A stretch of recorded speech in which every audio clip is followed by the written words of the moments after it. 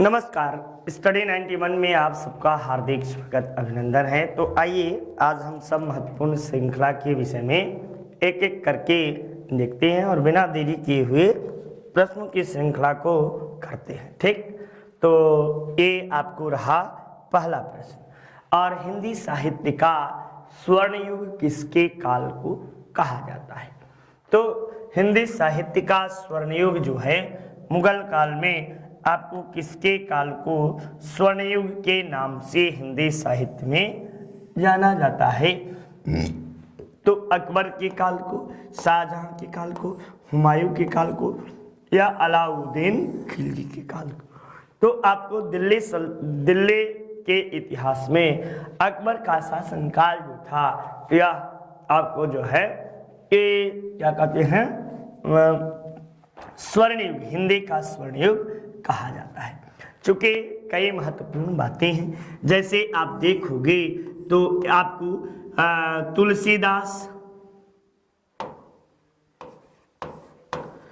तुलसीदास के द्वारा, आप अबुल रहीम खान खाना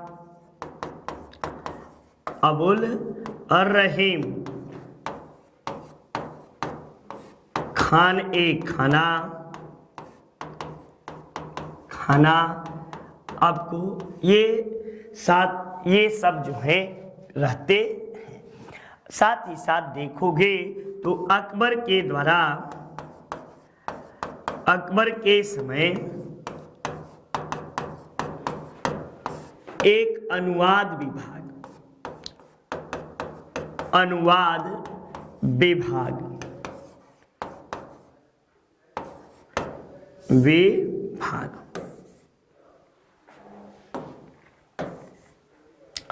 एक अनुवाद विभाग स्थापित किया गया और इस अनुवाद विभाग के अध्यक्ष किसे बनाया गया? तो अनुवाद विभाग का अध्यक्ष फैजी बना। अध्यक्ष कौन था? तो फैजी जो था अनुवाद विभाग का अध्यक्ष बना। ये आपको बातें हुई। ठीक, चलिए नेक्स्ट आपको अगले प्रश्न में हम लोग चलते हैं। आइए, समसामयिक मुस्लिम इतिहासकार जिसने अकबर के इस्लामिक विरोधी कहा, ये आपको कौन था? तो ये अब्दुल कादिर बदायूनी। कौन? अब्दुल कादिर बदायूनी जो था ये आपको अकबर का दरबारी भी था और अकबर का काफी निंदा भी किया। इसने आपको मुंतखब उल तवारीख, कौन सी पुस्तक की? तो मुंतखब उल तवारीख के रचना की। इतना ही नहीं बाबू, और बात आपको बता दें कि अकबर ने इसे काजी के पद पर भी नियुक्त किया था। ठीक, अकबर इसे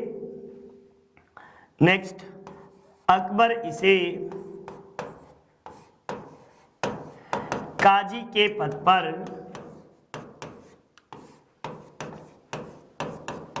पर नियुक्त किया।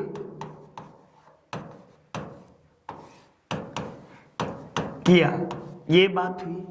और महत्वपूर्ण बातों में यदि देखा जाए तो और क्या है, तो आपको इसने रामायण एवं महाभारत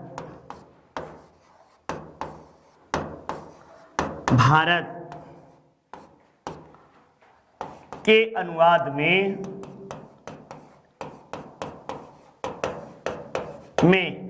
महत्वपूर्ण भूमिका अदा की।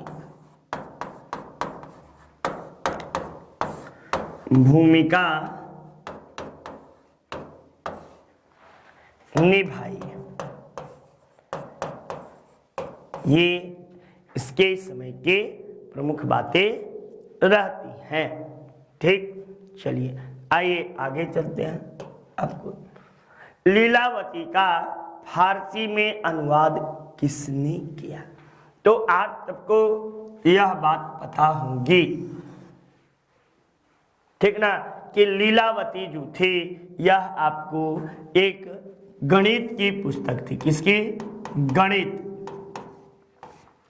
की पुस्तक थी और इसका अनुवाद फैजी के द्वारा आपको किया जाता है। लीलावती का अनुवाद फैजी के द्वारा किया जाता है। फैजी कौन था? तो फैजी अबुल फजल का, अबुल फजल का भाई था, का भाई। और क्या था? तो अकबर का राजकवि, अकबर का राजकवि भी था। और क्या था? तो अकबर के अनुवाद विभाग का, अकबर द्वारा स्थापित अनुवाद विभाग का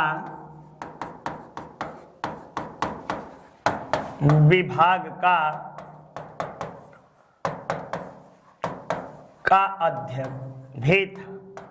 ये आप सब प्रमुख बातें इससे संबंधित हुई। नेक्स्ट, रज़्मनामा किसका संकलन फारसी में अनेक विद्वानों ने किया और रज़्मनामा के नाम से कौन जाना गया? तो रज़्मनामा के नाम से महाभारत का अनुवाद जो है किया गया। इसके अनुवाद में आपको नकीब खां,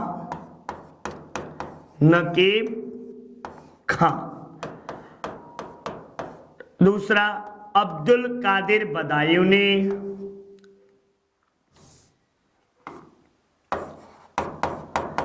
अब्दुल कादिर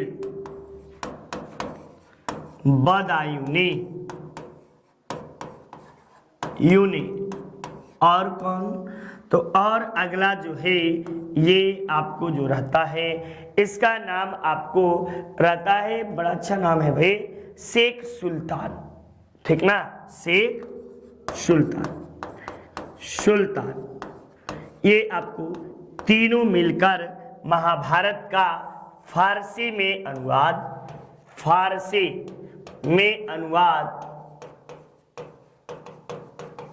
रज़्मनामा के नाम से किया, रज़्मनामा के नाम से किया।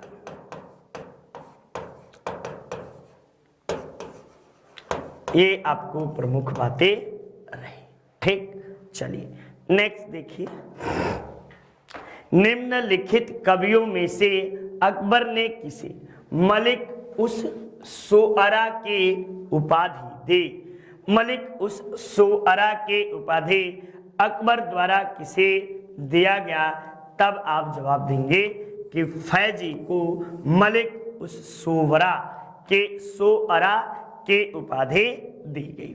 ये बात आप सबको पता होनी चाहिए, ठीक। और कॉपी कलम बेटा लेके बैठ जाइए, वरना कोई भी पढ़ने का, चूंकि फारसी नाम है और जल्दी आप सबको समझ में भी नहीं आएगा, इसलिए प्रश्नों को नोट करिए अपनी कॉपी कलम पर और एक शॉर्टकट व्याख्या अपने से, जैसे मैं लिखता हूं सभी क्वेश्चन को नोट करिए, एक व्याख्या, क्वेश्चन नोट, व्याख्या, क्वेश्चन नोट, व्याख्या। इस तरह से यदि आप पढ़ोगे तो मेरी यह गारंटी है कि साल भर के भीतर, 6 महीना तो नहीं कहेंगे, लेकिन साल भर के भीतर आप कोई भी एग्जाम प्री क्वालिफाई करने के कंडीशन में, यहाँ तक मैं यूपी पीसीएस, बीपीएस से ये जितने कोर्स हैं इनके क्वालिफाई करने के आप में क्षमताएं आ जाएंगी, ये मेरी गारंटी है। और ये आप सभी विषय का, एक विषय नहीं सारे विषय का जब आप करोगे तब। मुक्तब उल तवारीख के रचना आपको किसने की थी?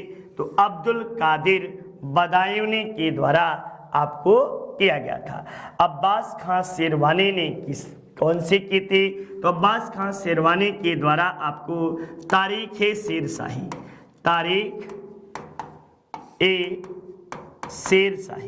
शेरवानी, ठीक ना, शेर शाही, इनके द्वारा आपको की जाती है। अब्दुल रहीम खान खाना तो पूछिए मत, हिंदी के महान विद्वान थे। साथ ही साथ इन्हें रहीम दास के नाम से जानते हैं, रहीम दास के नाम से जानते हैं। और इन्हें आपको जो है ये किसके गुरु थे, तो ये आप कह सकते हो कि जहांगीर के शिक्षक भी थे, के गुरु ये माने जाते हैं। इन्होंने और क्या की थी, तो इन्होंने आपको जो है बाबरनामा का फारसी अनुवाद किया था। तुजुक ए बाबरी का बाबरनामा का फारसी अनुवाद। और क्या था, तो और इनसे संबंधित जानना हो तो अकबर के नवरत्न में से एक थी, अकबर के नवरत्न में से एक। ये किसके पुत्र थे, तो आपको किसके, खान बाबा, जो इन्हें खान बाबा के पुत्र थे। कौन, अकबर का शासनकाल में बैरम खां के पुत्र थे। किसके, बैरम खां के पुत्र। इनकी माता का नाम सलीमा बेगम था। क्या था, सलीमा बेगम। और एवं सलीमा बेगम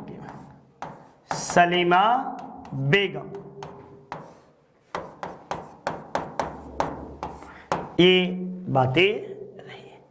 नेक्स्ट, कौन अकबर का समकालीन होते हुए भी आईने अकबरी में उल्लिखित नहीं है, तो आईने अकबरी में रामदास भी हैं, सूरदास भी हैं, तानसेन भी हैं, लेकिन तुलसीदास नहीं है। ऐसा इसलिए कि तुलसीदास अकबर के दरबार में नहीं गए थे। अकबर के दरबारी नहीं थे। ये बात आप सब ध्यान दे दीजिएगा। इनके द्वारा आपको रामचरितमानस जैसी कालजयी रचना किए जाते हैं। साथ ही साथ इन्होंने हनुमान आस्तक, हनुमान बाहु, कवितावली, गीतावली, बजरंग बाण, आपको कई ढेर सारे पुस्तक की रचना की। रामचरितमानस में कुल 7 कांड हैं। चलिए नेक्स्ट देखिए, आपको अगले प्रश्न में निम्न में से कौन सा एक मान कौतूहल में संग्रहित है। तो मान कौतूहल में राजपूत शासकों के रूप चित्र हैं, ठीक ना, या आपको जो है कि श्रुति मधुर संगीत की कृतियां हैं, या हिंदुओं के तकनीकी यंत्र का उल्लेख मिलता है, या आपको जो है कि भारतीय नगरों के खगोलीय चार्ट का उल्लेख मिलता है।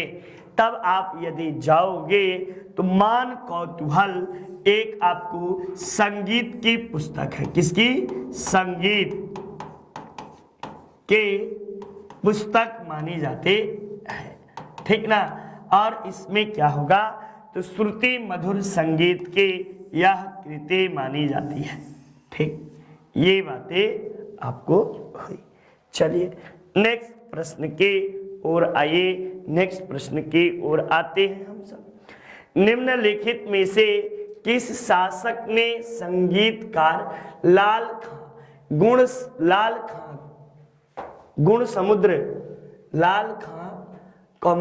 गुण समुद्र को संरक्षण दिया।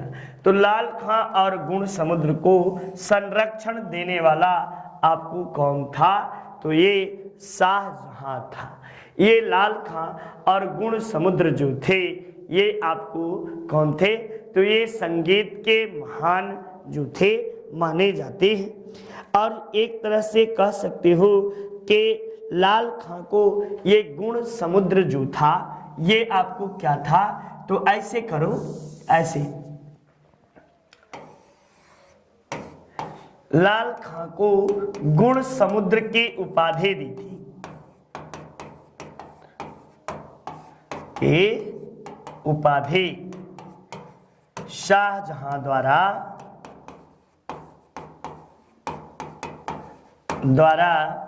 दी गई,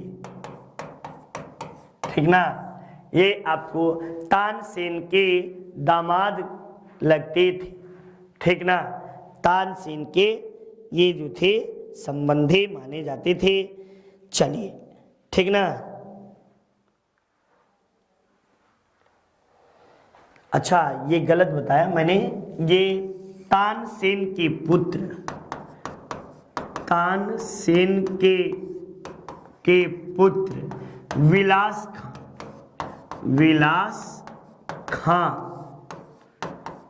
के दामाद थे, ये कहा जाता है, ठीक। शाहजहां ने किसको गुण समुंदर के उपाधि दी थी, तो गुण समुंदर की उपाधि अभी आए पीछे बताया है कि लाल खां को गुण समुंदर की उपाधि दी थी। चलिए नेक्स्ट, फुतुह ए आलमगीरी के लेखक कौन है, तो फुतुहात ए आलमगीरी के लेखक ईश्वर दास नागर है। ईश्वर दास नागर ने फुतुहात ए आलमगीरी लिखा। किस पर लिखा है, तो ये अकबर काल औरंगजेब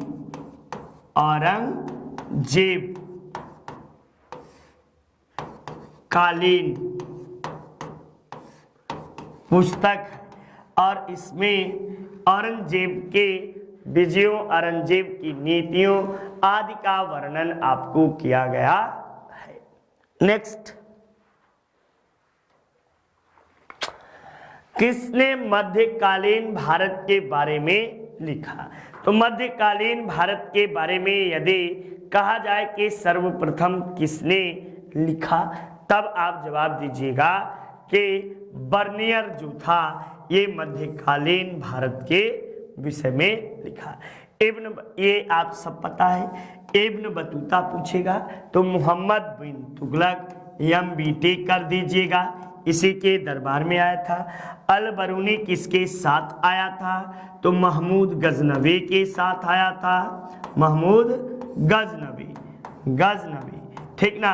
और मार्को पोलो एक इटालियन यात्री था, और इसे आपको मध्यकाल का में रात्रियों में राजकुमार, यात्रियों में राजकुमार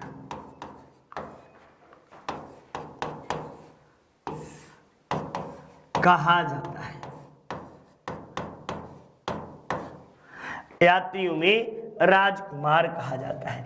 लेकिन ये बर्नियर के विषय में आप सब क्या जानते हैं, तो बर्नियर पेशे से आपको क्या था, तो पेशे से एक डॉक्टर था, और ये शाहजहां के दरबार में आया था, ठीक ना।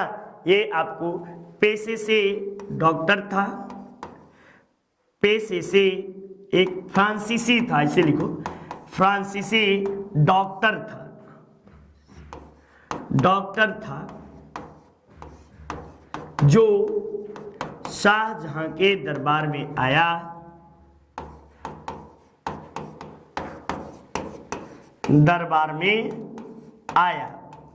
और क्या किया, तो और इसने उत्तराधिकार के युद्ध का वर्णन किया है। शाहजहां के काल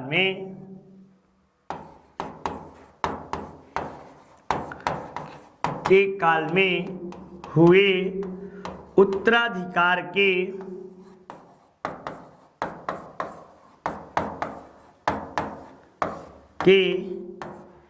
युद्ध का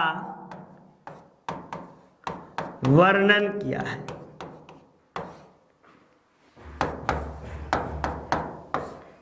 किया है।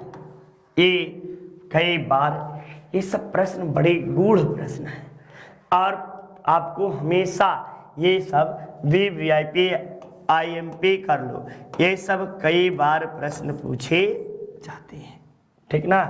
ये आपको कई बार प्रश्न पूछे गए हैं। नेक्स्ट, जिस मुगल सम्राट ने फारसी में आत्मकथा लिखी वो कोई और नहीं था, आपको कौन था? जहांगीर। जहांगीर एकमात्र मध्यकालीन शासक था जिसने, आपको मुगल वंशीय शासक था जिसने अपनी आत्मकथा लिखी और इसके आत्मकथा का नाम फुतुहात-ए-जहांगीरी, फुतुहात-ए-जहांगीरी, जहांगीरी के रचना इसी के द्वारा आपको किया गया था। लेकिन यह अपनी रचना को पूर्ण नहीं कर पाया था। इसके रचना को पूर्ण करने में कई लोगों का हाथ रहा, ठीक ना। ये आपको इसमें 19 वर्ष से आगे का इतिहास जो है मोतमीद खां के द्वारा लिखा जाता है, किंतु तुजुक-ए-जहांगीरी का अंतिम रूप से पूरा मोहम्मद हादी द्वारा किया जाता है। ये मोतमीद खां एवं मोहम्मद हादी द्वारा पूरा किया गया।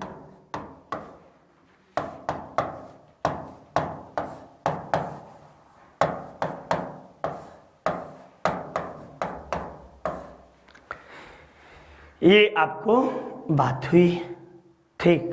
ये 19 वर्ष का, इसमें जो है 19 वर्षों तक का इतिहास लिखा और उसके बाद ही अंत कौन करता है?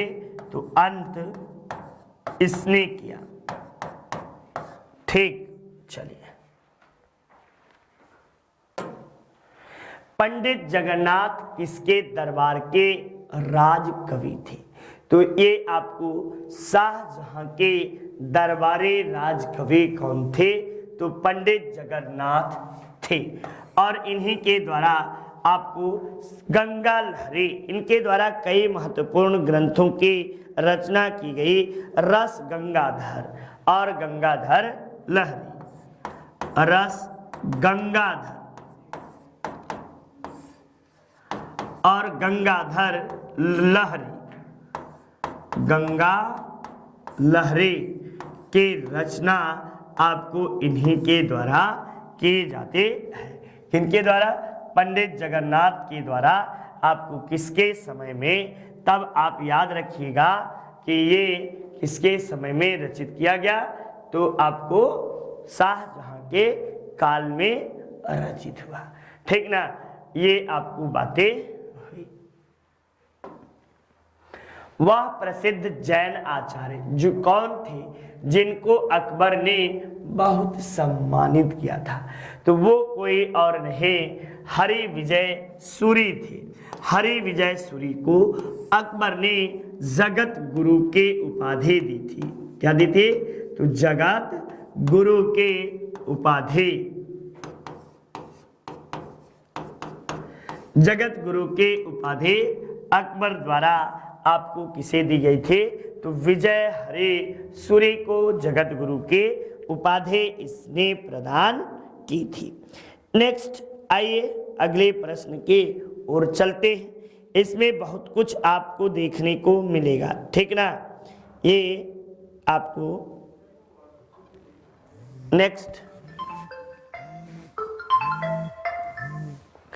नेक्स्ट आप जब प्रश्न में आएंगे तो अकबर के दरबार में आने वाला प्रथम अंग्रेज व्यापारी कौन था? तो प्रथम अंग्रेज व्यापारी रॉल्फ फिंच। ये आपको पहला अंग्रेज कौन था? तो रॉल्फ फिंच जो था, यही अकबर के दरबार में आने वाला प्रथम अंग्रेज था। ये आपको अकबर के दरबार में लगभग कब आया था? तो अकबर के दरबार में यह लगभग आपको जो मैंने जहाँ तक याद है कि 1588 82 या 83 में आया और 88 तक यह आपको रहा था। ठीक ना। नेक्स्ट बात है, सम्राट अकबर द्वारा निम्न में से किसको जरी कलम के उपाधि दे गए? तो मोहम्मद हुसैन को आपको जरी कलम के उपाधि दे गई। अकबर ने मोहम्मद हुसैन को जरी कलम के उपाधि से विभूषित किया। ठीक ना। किसे? आपको मोहम्मद हुसैन को जरी कलम के उपाधि दी। और भी कई उपाधियां इसके द्वारा आपको दी जाती है। ठीक, जैसे कश्मीर का, ये कहाँ का रहने वाला था मोहम्मद हुसैन? तो कश्मीर का आपको रहने वाला था। ठीक,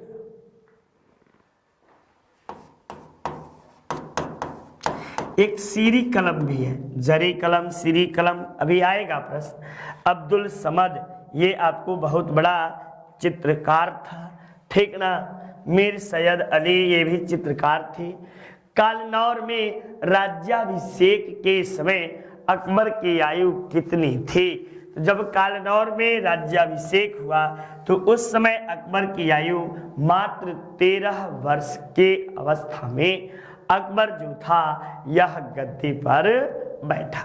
13 वर्ष के अवस्था में अकबर गद्दी पर बैठा और आपको जो है कि इसके द्वारा आपको लगभग 50 वर्षों तक, 49 वर्षों तक, ऐसे समझो 49 वर्षों तक इसके द्वारा शासन किया जाता है। चूंकि 56 में बैठता है और 1605 ईस्वी तक ये शासन करता है। ठीक ना। इसे अकबर महान के नाम से भी जाना जाता है। एक बात, जब ये आपको, जब हुमायूं की मृत्यु हुई थी तो अकबर क्या कर रहा था? तो सर ए हिंद के युद्ध में लड़ रहा था। उसी समय यह बात जानकारी मिली और बैरम खां के संरक्षण में अकबर का राज्यारोहण किया जाता है। ठीक, चलिए नेक्स्ट देखिए। मुगल सम्राट अकबर के समय प्रसिद्ध चित्रकार कौन था? तो ये आपको कोई और नहीं, अबुल हसन, ये अकबर के समय के प्रसिद्ध चित्रकार थे और ये फारस से भारत आए थे। कहां से? फारस से आपको भारत आए थे। ठीक, अच्छा, नहीं भाई, ये आपको दसवंत दे रहा है आंसर। क्या है? तो दसवंत जो थे ये आपको उस समय के सर्वश्रेष्ठ चित्रकार थे। अबुल हसन जो है ये आपको जहांगीर के समय, जहांगीर के समय आपको मानव चित्रकारी के सर्वश्रेष्ठ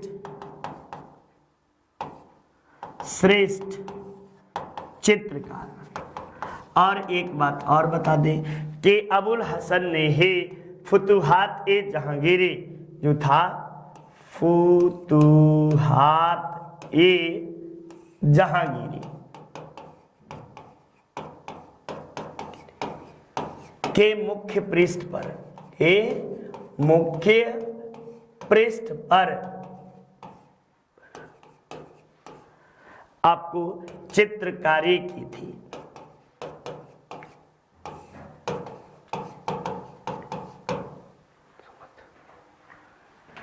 और उस्ताद मंसूर कौन थे? तो उस्ताद मंसूर जो थे ये जहांगीर के समय के प्रसिद्ध पक्षियों के चित्रकार थे।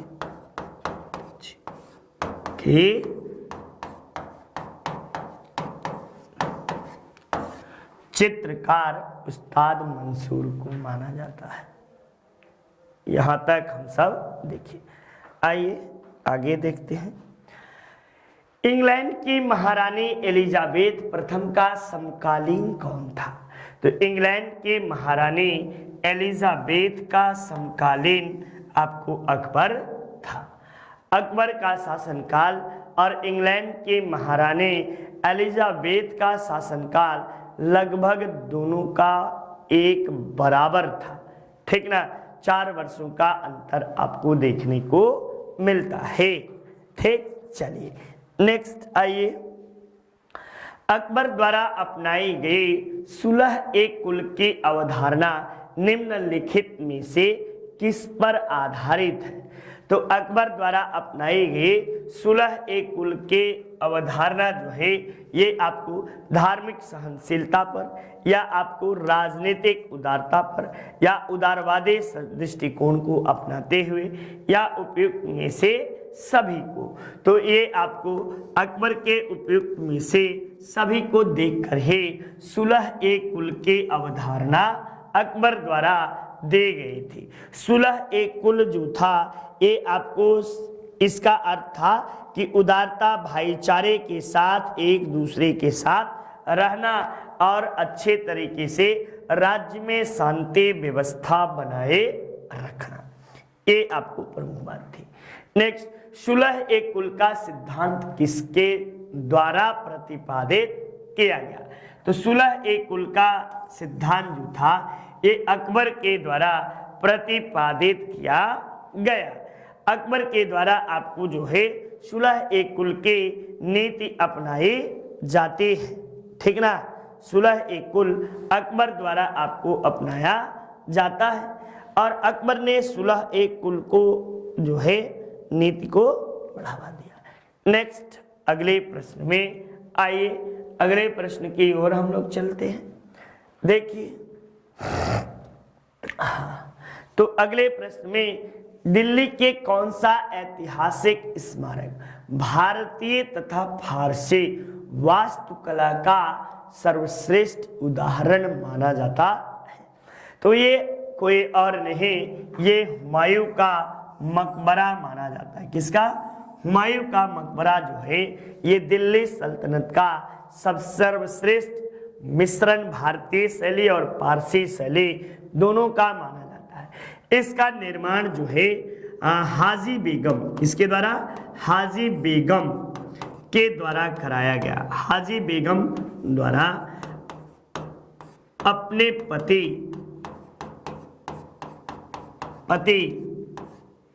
का मकबरा बनवाया गया।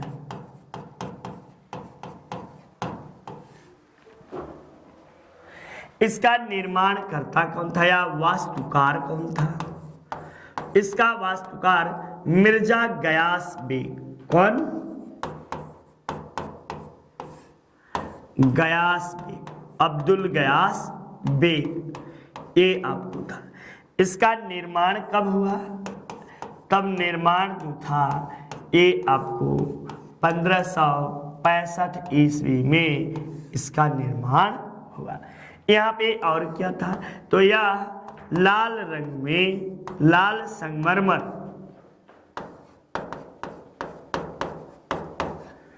में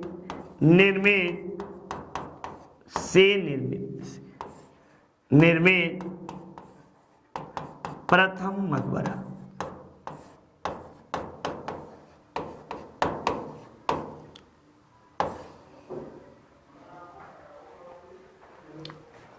नेक्स्ट, किस मुगल बादशाह के विरुद्ध जौनपुर में फतवा जारी हुआ था?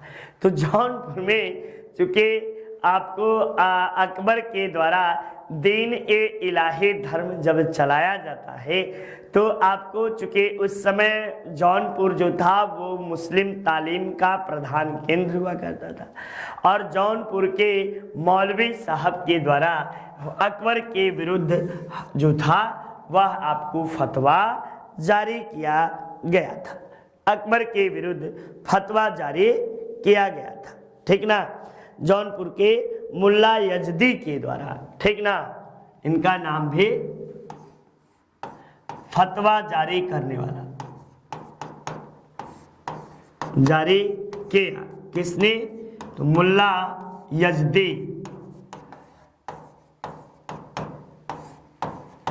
यजदी, मुल्ला यजदी के द्वारा फतवा जारी किया जाता है। क्यों?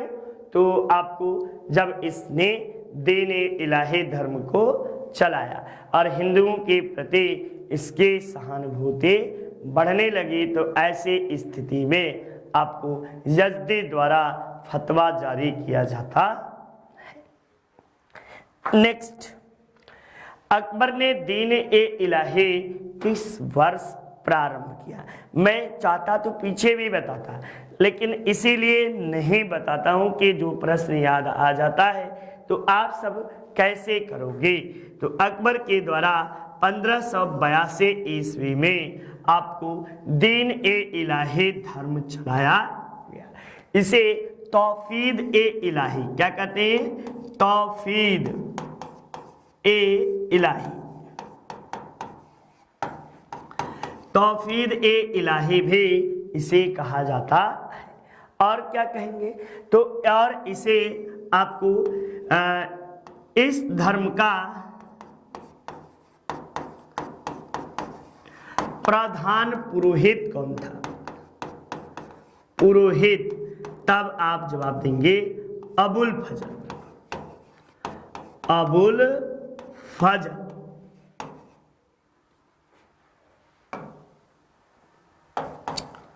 फजल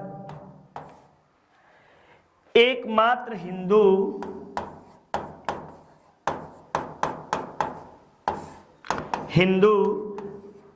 जिसने इसे अपनाया, तो वह कौन था? तो वो आपको कोई और नहीं बल्कि जब आप देखोगे तो वो बीरबल था। बीरबल एकमात्र हिंदू है जिसने इसे स्वीकार किया। जब आप यहाँ पर देखना, जब देखोगे तो इसका जो जिले जिलालहू कहा करते थे। एक बात यहाँ और, इसमें आपको कुल सदस्यों की संख्या मैं भूल गया हूँ, शायद 20 थी या 22 थी, यही आपको कुल थी। ठीक ना? ये था। इबादत खाने का निर्माण करवाया था।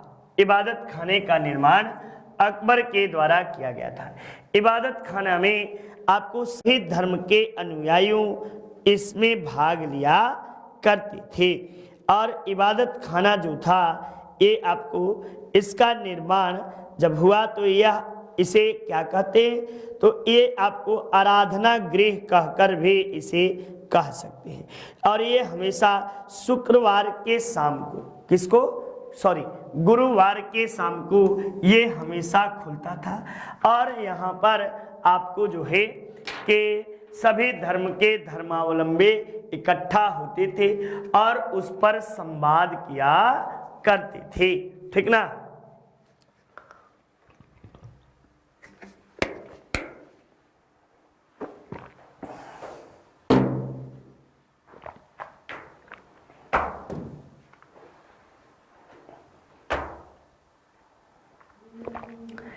निम्न में से किस कर व्यवस्था को बंदोबस्त व्यवस्था के नाम से भी जाना जाता है? तो यह बंदोबस्त व्यवस्था कोई और नहीं था, दहसाला व्यवस्था को बंदोबस्त व्यवस्था के नाम से जाना जाता है। और इस व्यवस्था का जनक कौन था? तो टोडरमल था। कौन? टोडरमल। टोडरमल इसका जनक था, जनक माना जाता है। और तो और भैया, ये आपको दहसाला व्यवस्था, टोडरमल जो था एकमात्र हिंदू था, हिंदू जो मुगल काल में वजीर के पद तक पहुंचा।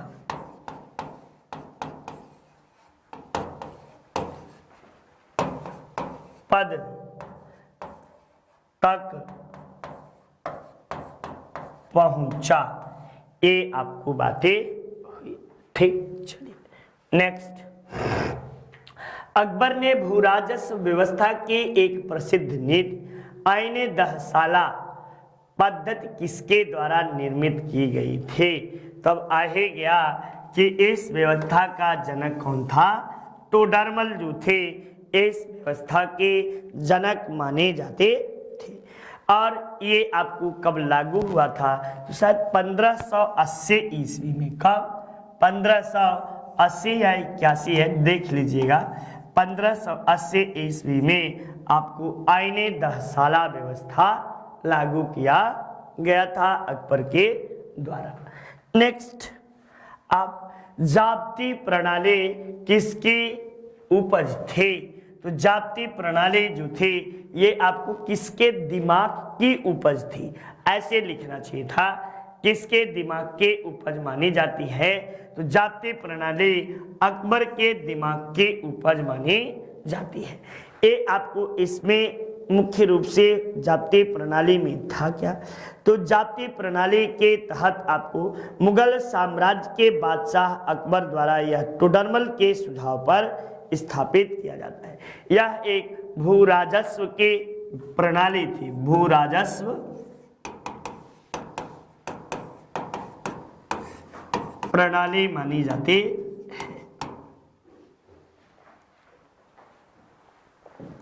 नेक्स्ट, अकबर द्वारा जीवन का पूर्ण रूपेण दर्जा दिया जाने वाला प्रथम व्यक्ति, दीवान का पूर्ण रूपेण दर्जा दिया जाने वाला प्रथम व्यक्ति कौन था? तो ए आपको क्या नाम है? टोडरमल था, आसफ खां था, मुनीब खां था या मुजफ्फर खां था? इनमें से आपको कौन था? तब आप जवाब देंगे कि मुजफ्फर खां तुर्बती, ये आपको जो था ये पहला व्यक्ति था जो दीवान के रूप में पूर्ण दर्जा प्राप्त किया था। दीवान के रूप में इसे दर्जा दिया गया था।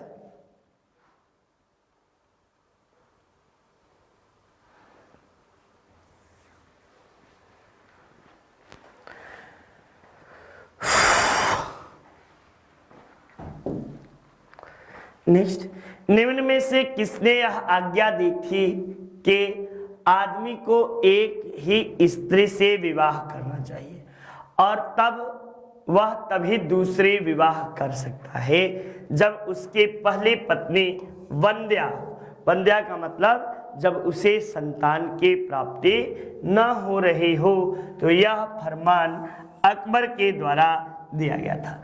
अकबर ने बहु विवाह प्रथा को, बहुपति विवाह, पत्नी विवाह प्रथा पर अंकुश लगाने के लिए इस तरह के कार्य अकबर के द्वारा किए गए थे।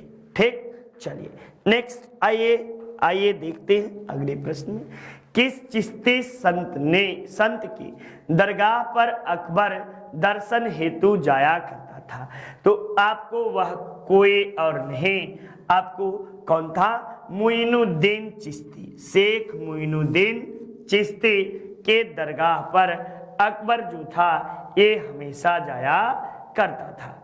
ठीक, ये और शेख मुइनुद्दीन चिश्ती आपको जो है चिश्ती की दरगाह कहाँ है? तो अजमेर में है। शेख मुइनुद्दीन चिश्ती से संबंधित बातों को सुन लीजिए। ये आपको भारत में सूफी सिलसिले के स्थापना या चिश्ती सिलसिले की स्थापना शेख मुइनुद्दीन चिश्ती द्वारा ही किया गया। ये आपको भारत आए, किसके साथ आए थे? तो मोहम्मद गोरी के साथ भारत आए और इन्होंने अपना प्रधान केंद्र अजमेर को बनाया। अजमेर में ही इन्होंने आपको इनकी दरगाह जो है अजमेर में ही स्थित है। ये आपको बातें हुई। नेक्स्ट, हल्दी घाटी के युद्ध में महाराणा प्रताप की सेना के सेनापति कौन थे? तो महाराणा प्रताप के सेना के सेनापति हकीम खां सूर थे। ठीक ना, हकीम खां सूर जो थे यही आपको सेनापति पति थे। हल्दी घाटी का युद्ध कब हुआ? तो हल्दी घाटी का युद्ध आपको जो है 1576 ईस्वी में हल्दी घाटी का युद्ध आपको लड़ा जाता है। हल्दी घाटी का युद्ध 1576 ईस्वी में आपको लड़ा गया। ठीक, चलिए नेक्स्ट।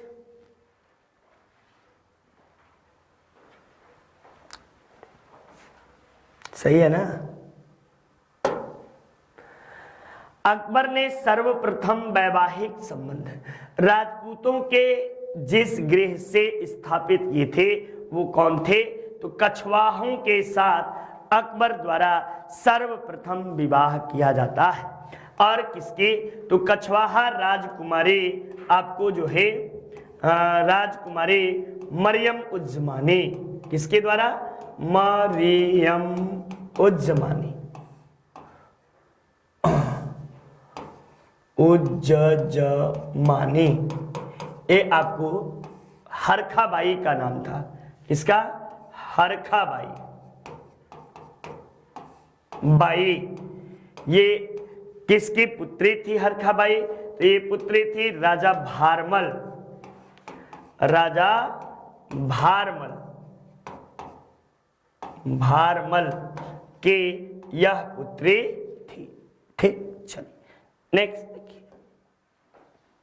हल्दी घाटी के युद्ध के पीछे अकबर का मुख्य उद्देश्य क्या था? तो राणा प्रताप को अपने अधीन लाना। ठीक ना? राणा प्रताप को अपने अधीन लाना, यह अकबर का मुख्य उद्देश्य था। ठीक, नेक्स्ट। निम्न विदेशी यात्रियों में से किसने जहांगीर के शासनकाल में भारत की यात्रा की? तो जहांगीर के शासनकाल में आपको कई विदेशी यात्री जो थे भारत आए, जिसमें आपको फ्रांसिस्को पल्सर्ट ये आपको प्रमुख माना जाता है। और ये आपको जो है कि एक संत था जो कि जहांगीर के समय में आया। दो अस्पा एवं सिंह अस्पा किसने प्रारंभ किए? तो दो अस्पा एवं सिंह अस्पा ये आपको जहांगीर द्वारा प्रारंभ किया जाता है। ये दो अस्पा सिंह अस्पा किससे संबंधित है? तो मनसबदारी व्यवस्था से।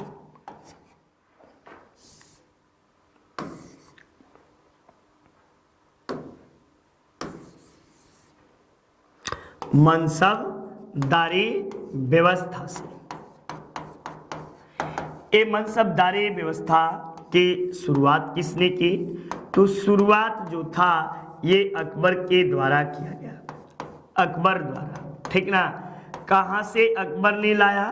तो यह मंगोलिया से आया, मंगोलिया से आपको आया।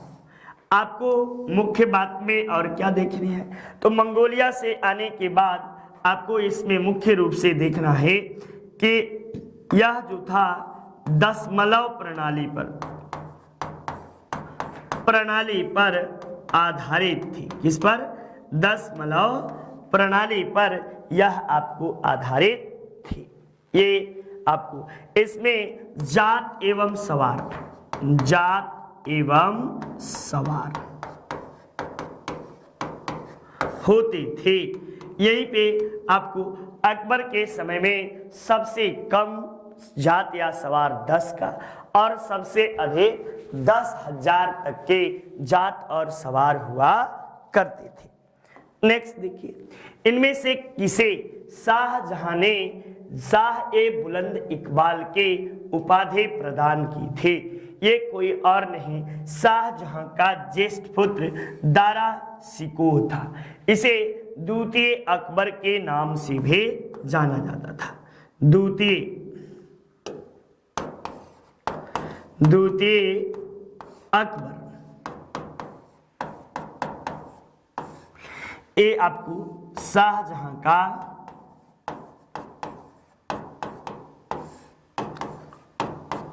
ज्येष्ठ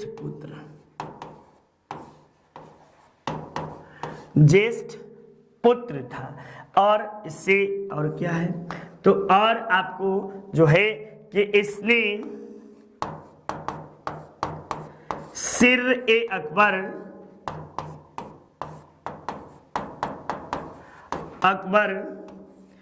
के नाम से 52 उपनिषदों का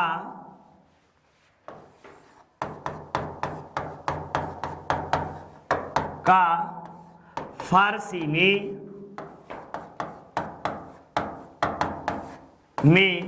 अनुवाद किया।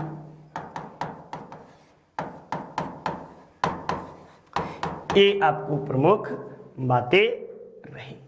नेक्स्ट, निम्न में से किसने साम्राज्य की राजधानी आगरा से दिल्ली स्थानांतरित की? तो आगरा से दिल्ली ले जाने वाला शाहजहां था। शाहजहां के द्वारा आगरा से आपको दिल्ली राजधानी ले जाए जाते हैं।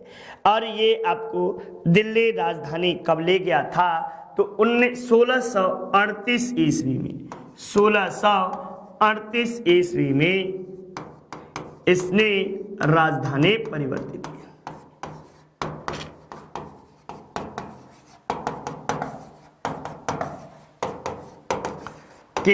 ये बातें। नेक्स्ट, बनारस एवं इलाहाबाद के तीर्थ यात्रा करके समाप्ति के लिए किसने मुगल बादशाह शाहजहां के सामने बनारस के पंडितों का नेतृत्व किया? तो ये कोई और नहीं थे, कविंद्राचार्य महोदय थे। और कविंद्राचार्य के द्वारा जो है ये नेतृत्व किया जाता है। नेक्स्ट, हिंदू तथा ईरानी वास्तुकला का सर्वप्रथम समन्वय हमें देखने को कहाँ मिलता है? तो आपको यहाँ पर जो देखने को मिलेगा वह ताजमहल में, लाल किले में, पंचमहल में, या आपको जो है कि आपको शेर शाह के मकबरे में। तो ये आपको ताजमहल में मिलेगा। ताजमहल के विषय में आपको जितना बताया जाए ये आपको कम है, ठीक ना। ताजमहल जो है ये जितना बताया जाए ये कम कहा जाएगा। ताजमहल जो है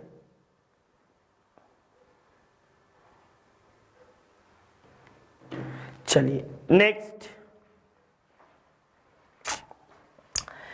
एतमाद-उद-दौला का मकबरा किसने आगरा में बनवाया? तो एतमाद-उद-दौला का मकबरा नूरजहां ने अपने पिता के मृत्यु के बाद नूरजहां के द्वारा एतमाद-उद-दौला का मकबरे का निर्माण किया जाता है। साथ ही साथ आप सब और महत्वपूर्ण बातों में विशेष रूप से ध्यान दीजिएगा कि यह प्रथम मकबरा है जिसमें सफेद संगमरमर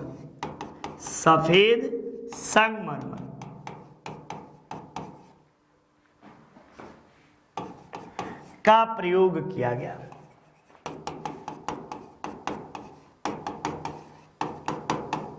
और क्या किया गया? इसीलिए इसे ताजमहल का पूर्वगामी कहा जाता है। पूर्वगामी कहा जाता है। और महत्वपूर्ण बात क्या हुई? और महत्वपूर्ण बात में आपको यहाँ पर एक महत्वपूर्ण बात और हुई, ये हुई कि एतमाद-उद-दौला का मकबरा आगरा में इसमें पेत्रादुरा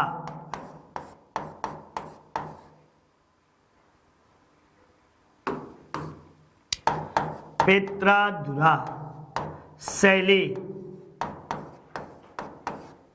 का प्रयोग किया गया।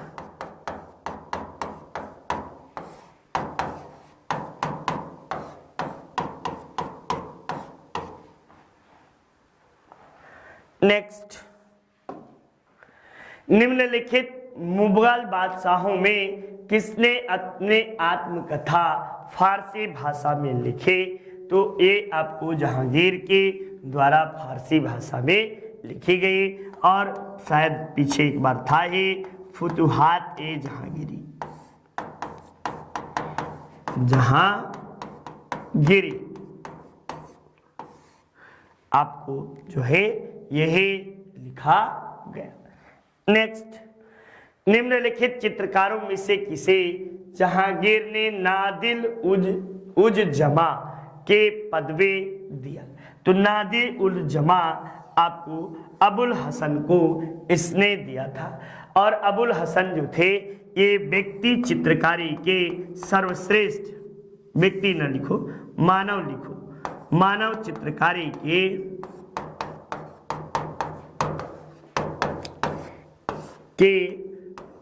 प्रसिद्ध चित्रकार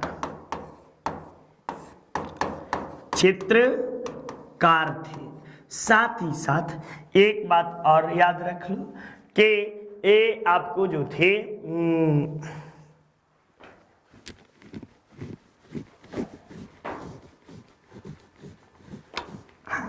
और क्या, तो इन्होंने अभी पीछे मैंने बताया कि फुतुहात ए जहांगीरी,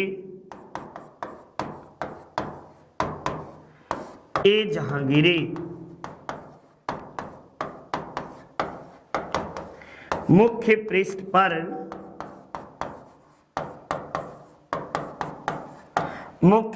पर इन्होंने क्या किया? तो फुतुहात ए जहांगीरी के मुख्य पृष्ठ पर चित्रकारी की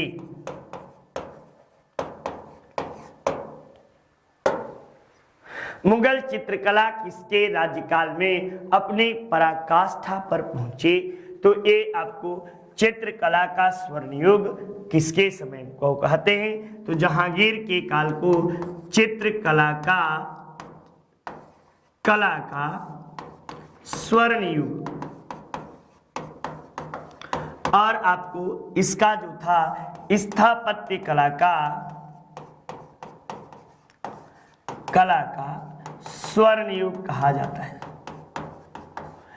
एक बात और, हुमायूं के समय से ही इसके समय से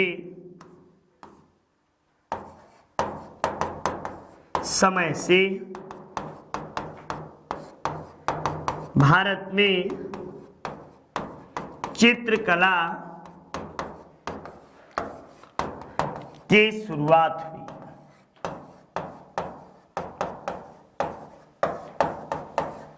ये आपको बातें। नेक्स्ट, तो इस तरह आप सबके सामने प्रश्नों की श्रृंखला समाप्त हुई। उम्मीद करता हूं कि सारे लोगों को समझ में आ रहा होगा।